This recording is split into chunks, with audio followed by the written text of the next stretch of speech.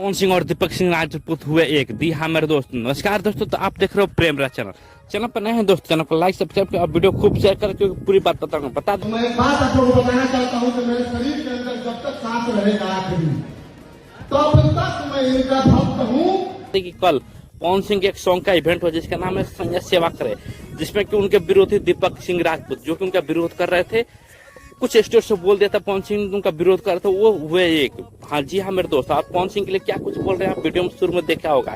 बता दें कि पवन सिंह के साथ वो आज साथ देने के लिए आगे हैं और बोल रहे हैं कि जब तक जिंदगी रहेगा, जब तक जिंदगी में जान रहेगा, तब तक मैं इनका भक्त हूँ और रहूंगा। तो आप लोग कितना एक्साइटेड है कि हाँ दोनों एक हो गए, कमेंट करके बताइएगा। मुझे तो लग रहा है काफी खुशी की बात है क्योंकि दोनों एक हो गए। और बता दो कि हरियाणा की एक्ट्रेस भाई जो इसमें काम की है वो भी आई और वो भी अपना प्यार दुलार मांग रही है। तो बहुत जबरदस्त लग रहा है नजारा। आपको कैसा लग रहा है कमेंट कीजिए। मिलता है अगले वीडियो में, धन्यवाद।